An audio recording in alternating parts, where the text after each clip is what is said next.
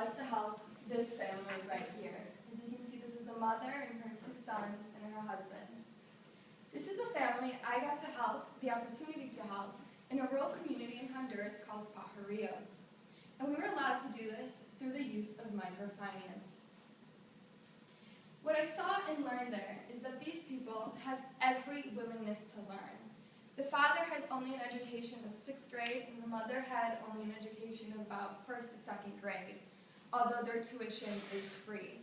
And so what we did with them is we got to sit down with them and talk about what income they were taking and what was leaving, their expenses.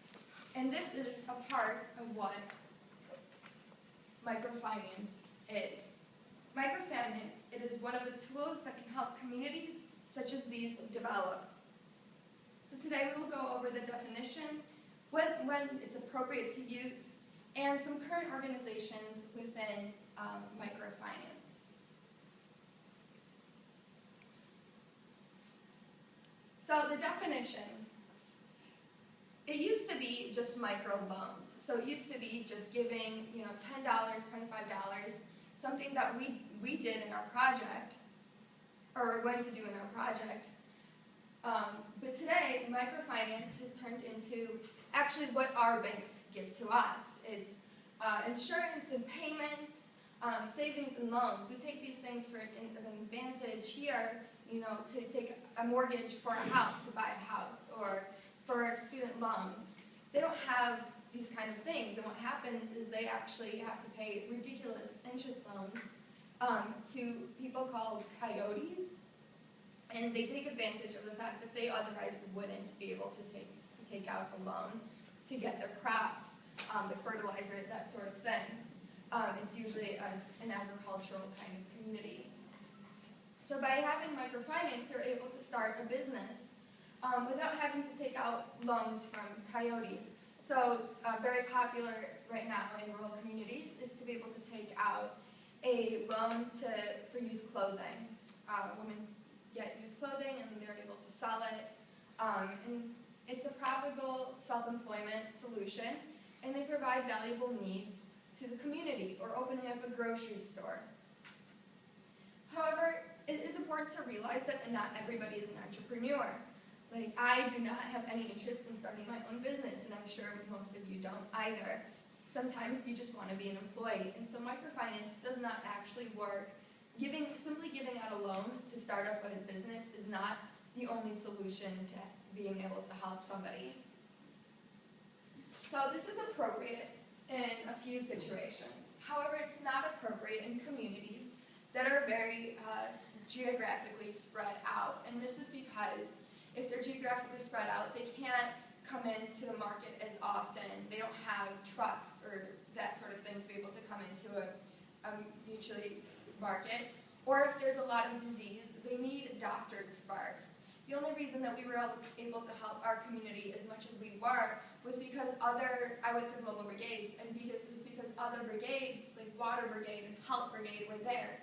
We asked, when do you get to see a doctor? And it's only when a global brigade, medical brigade comes in. So if they don't have basic needs met, they're not able to take advantage of microfinance as much. So it's important to keep in mind that microfinance can do more harm than good if you're just giving out a loan that you're expecting to pay back, and then that person ends up taking out more loans, and then they get into this huge debt, and that doesn't help anybody except for put them into more poverty.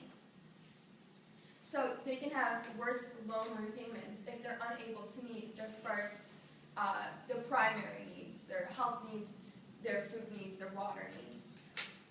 So in situations like that, it is more recommended to do grants or education work. For example, when I was down there, we found it more beneficial to teach our families, the 3 families that we did get to meet with, how to make a basic balance sheet, rather than just giving them a loan. Because if we had just given them a loan, there was a single woman with a child that we originally wanted to give a loan to, but we realized that if we were to do so, she would end up not being able to necessarily be successful in the business, and then put herself and her child at more risk into going into more debt. So let's talk about a few organizations that are in this business. So one is Kiva. It's the leading organization. It's much like the organization we're using for our group projects later. Basically, you go online and you are able to pick out to who you give the loan to, and then you're able to give them $10 to $25. I know it seems like a little bit of money, but that money, they only need $1 to buy their, groceries, the currency exchange. There is a discrepancy there. So this organization was founded in 2005, and it is working to connect people like you and me with these people. So we don't necessarily have to go to Honduras, to Panama, to Ghana to be able to give them these kind of loans. We're able to go online from the comfort of our homes and be able to help somebody out. And the Kiva is actually very impressive because it has a 98.96% repayment rate. So you have to realize that these aren't just, here's some money, have fun. It's a loan. It's exactly like what you and I would get. It's not a charity. It's a tool to help somebody get out of poverty. And then there's CGAP. And this is an independent policy and research center. It is housed at the World Bank, and what it does is it comes up with new solutions, new products that we're able to offer as a microfinance institution, is able to offer people to help alleviate poverty. They do research statistics, they're able to do analyzations of what works and what doesn't. For example, they have found that when giving a loan to a woman rather than a man, it is more likely to get repaid. So such analytics help in microfinance. So in conclusion, we talked about the definition of microfinance, when it's appropriate in the organizations.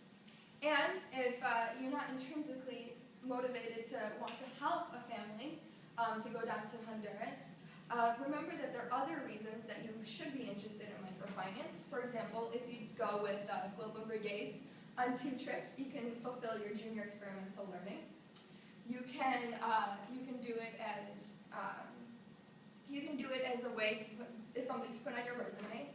And just in general, if you're going to go on a trip like this, I would highly recommend going in more depth into what microfinance is, because it can help society in general. It could help stimulate our entire globalization and help you and your children in the future.